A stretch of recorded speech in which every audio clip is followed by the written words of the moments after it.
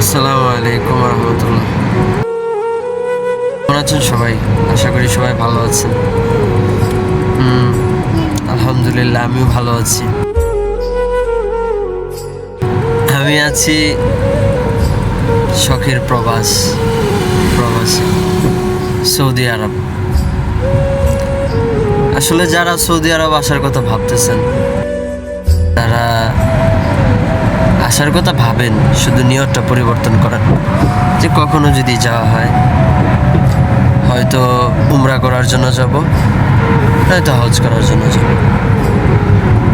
এই দেশে এসে কাজ করা বা চাকরি করা, এই চিন্তা মন থেকে বাদ দিয়ে দেন। কারণ সৌদির পরিস্থিতি একদম ভালো না। আর কাকে বিশ্বাস করবেন?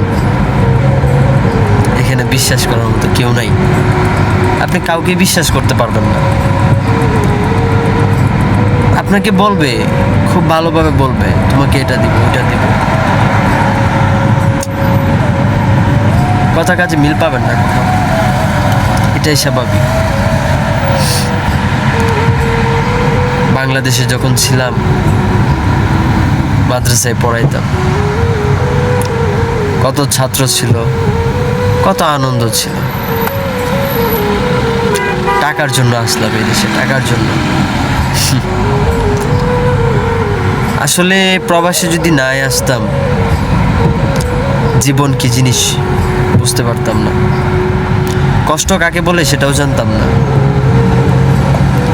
12 ঘন্টার ডিউটি, নামাজ ঠিক মতো পড়তে পারি না, জুম্মার নামাজটা ঠিক মতো পড়তে পারি না। এর থেকে কষ্টের আর কি আছে বলেন? একটা মুমিনের সব থেকে আনন্দের হচ্ছে তার নামাজ। মুমিন হিসাবে 5 ওয়াক্ত নামাজ পড়ার পরে যে একটা শান্তি অনুভব হয়, কেন যেন মনে হচ্ছে এই দেশে আসার পরে রাসূলের দেশ হলেও ওই শান্তিটুকু অনুভব করতে পারতেছি না। কেন যেন মনে হচ্ছে। হ্যাঁ, নামাজ পড়া যায়,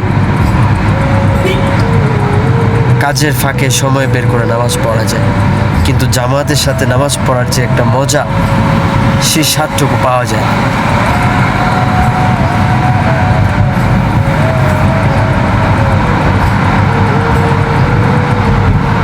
এই জন্য সৌদি আসার আগে কয়েকবার ভাববেন কোথায় যাইতেছি।